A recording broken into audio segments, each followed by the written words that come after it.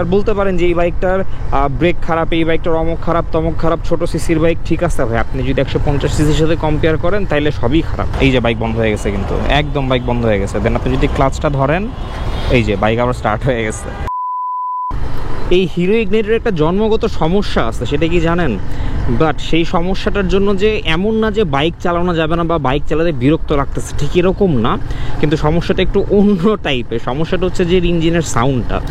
এখন don't get me রং, আমি কিন্তু এর এক্সস্টের সাউন্ডের কথা বলতেছি না। এর এক্সস্টের সাউন্ড ভালো, মানে খারাপ না। মানে এর এক্সস্টের সাউন্ড নিয়ে আমার কোনো কমপ্লেন করার মতো খুব একটা জায়গা নেই। মানে টিপিক্যাল 125 সিসি বাইকগুলোর আওয়াজ যেরকম হয় এইটার ওই রকমই। বাট টিভিএস রেইডার একটা এক্সেপশন, ওর আওয়াজ ভাই পুরা মানে 125 সিসিতে একটা এক্সস্ট লাগাই দিলে যেমন হয়, টিভিএস রেইডারের আওয়াজটা অনেকটা ওই রকম। কিন্তু এই ইগনাইটরের যেই আওয়াজে ইস্যু, সেটা হচ্ছে এর ইঞ্জিনের একটা প্রবলেম। এটা অ্যাকচুয়ালি প্রবলেম না, মানে এর আমার কাছে তো মনে হয় যে এটা ট্যাপের থেকে এই আওয়াজটা আসে, ট্যাপের থেকে অথবা টাইমিং চেনের থেকে, কোনো না কোনো একটা জায়গা থেকে আওয়াজটা আসেই। মানে একটু টিক টিক টিক টিক, মানে কীরকম একটু আওয়াজ। অনেকবার ট্যাপেট মিলাইছি, টাইমিং চেনও চেঞ্জ করা হয়েছে, আমার সব কিছুই করা হয়েছে, কিন্তু এর আওয়াজটা ভাই কমে নাই। এইটা হচ্ছে ইগনাইটরের একটা ইস্যু। তো এই ইস্যুটার জন্য কি এমন যে বাইকই চালানো যায় না? একদমই না।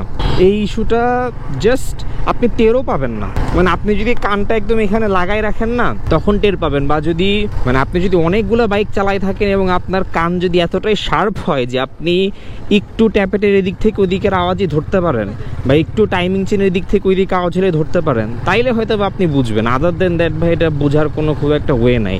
আমি জাস্ট বলতেছি বিকজ এটা আমার কথা, এটা সবারই কথা। কিন্তু আমার কাছে কেন জানি মনে হয় যে ম্যাক্সিমাম পাবলিক যারা কমপ্লেন করে ইগনাইটরের আওয়াজে সমস্যা, সাউন্ডের সমস্যা, সেই তারা অনেকে বুঝে না বুঝেই কমপ্লেন করে ভাই। কারণ এর যেই ট্যাপিট বা টাইমিং চেনের একটা ছোট্ট অন্যরকম একটা আওয়াজ আছে, এই আওয়াজটা সবসময় দেয় না।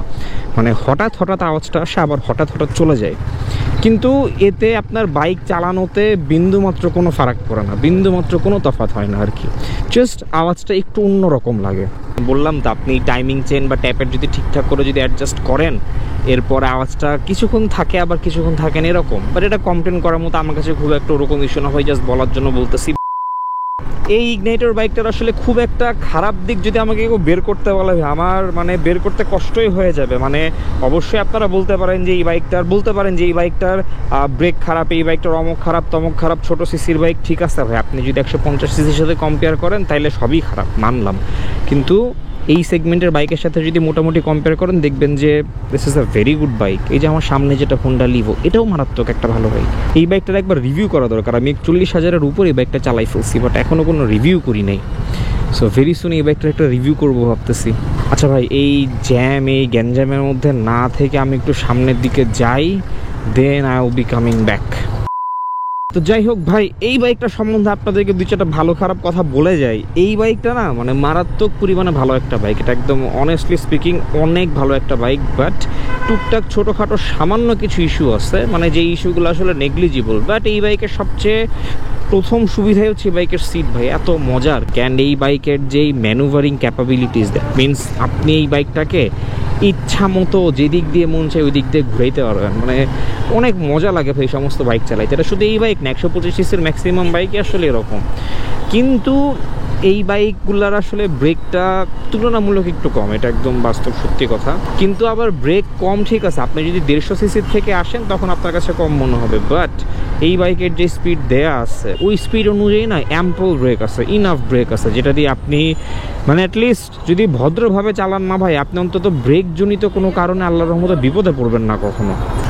আর এটার ফুয়েল ইকোনমির বলে তো কোনো কথাই নাই। মানে এটার শুরুতে আমাকে 55 মাইলেজ দিত, এটা আনবিলিভেবল। আসলে আনবিলিভেবল না ভাই, বিলিভ করতেই হবে, বিকজ এটা 125 সিসির একটা বাইক। আমার R15 ভার্সন 3ও আমাকে 50, 52, 53 মাইলেজ দিছে। সো সেই হিসাব করলে 55 was a very good mileage for this bike. But এই বাইকগুলো যারা কিনে তারা তো শখে কিনে না ভাই, ম্যাক্সিমাম পাবলিকই কিনে প্রয়োজন মিটাতেই, তাদের দরকারি কাজ সারার জন্য এই বাইকটা কিনে। হ্যাঁ, শখেও কিনে, কিন্তু শখের চেয়ে দরকারি কাজ মেটানোর জন্যই মানুষজন বেশি এই টাইপের বাইকগুলো কিনে। সো সেই হিসেবে বাইকের মাইলেজ একটা very important fact. And 125 CC সেগমেন্টের মধ্যে এর mileage not bad at all.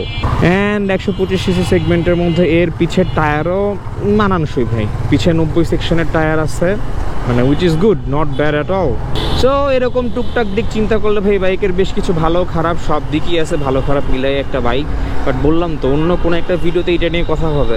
But এই বাইকটা যতই চালাই ততই ভাল লাগে। মানে বললাম তো যে লাস্ট কোনো একটা ভিডিওতে যিনি আপনাদেরকে বলতেছিলাম যে I was about to sell this bike, আমি এটা বিক্রি করেই দিতাম, আমি সেল পোস্টও দিয়ে দিছিলাম। বাট সেল পোস্ট দেওয়ার ঠিক একদিন পরেই অথবা দুই দিন না, মনে সেল পোস্ট যেদিন দিছি তারপরের দিন রাত্রেই মনে হয় আমি সেল পোস্টটা সরাই ফেলছিলাম। মানে এই বাইকটা আমার এতই ভালো লাগে আসলে ভাই। আর এই বাইকের একটা বিশাল বড় অ্যাডভান্টেজ হচ্ছে যে আপনি যদি জ্যামের মধ্যেও পড়ে থাকেন বা আপনি যদি জ্যামও ঠেলতে থাকেন না, আপনার খুব একটা মানে গায়ে লাগবে না জিনিসটা। যেমন আমি যদি কথার কথা জিক্সার নিয়ে যদি জ্যামের মধ্যে পড়ি বা আমার R15 ভার্সন 3 নেও, ও আল্লাহ ওইটার কথা বাদই দেই ভাই।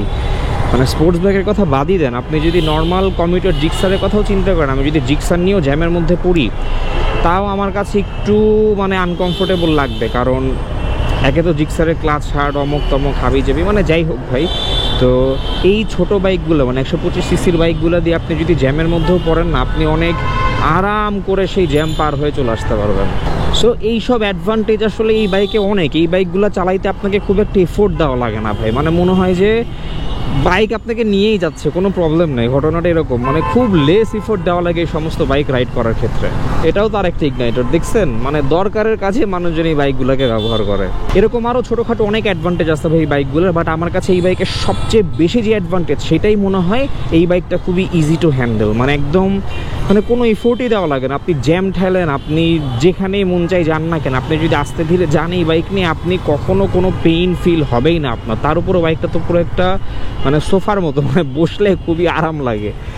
আপনি যে কোনো মানে এর চেয়ে হায়ার সিসি যেই বাইকের কথাই বলেন না কেন, জিক্সার বলেন অন্য যেই বাইকের কথাই বলেন না কেন, ওগুলোতে বসে যে আরাম তার চেয়ে অবশ্যই এই বাইকে বসে অ্যাটলিস্ট আমার কাছে মনে হয় যে অনেক বেশি আরাম। এই জন্য আমি করি কি সবসময় জ্যাম ট্যাম থাকলে বা এমন কোথাও যদি যাওয়া লাগে যেখানে আমি নিজের থেকে জানি যে ভাই অনেক জ্যাম হবে, ওই সমস্ত জায়গাতে আমি আমার কোনো মানে জিক্সার বা অন্য কোনো বাইক বা বড় বাইক B3 হাবিজাবি KPR কিচ্ছু নিয়ে যাই না। আমি শুধুমাত্র এটাই নিয়ে যাই, হিরো ইগনাইটার। মানে জোস একটা বাইক ভাই, যে জ্যামের মধ্যে যাইতেছি চালাইতেছি, কোনো প্যারা লাগতেছে না, কোনো ঝামেলা মনে হচ্ছে না, খুব আরামসে আমি যেতে পারতেছি।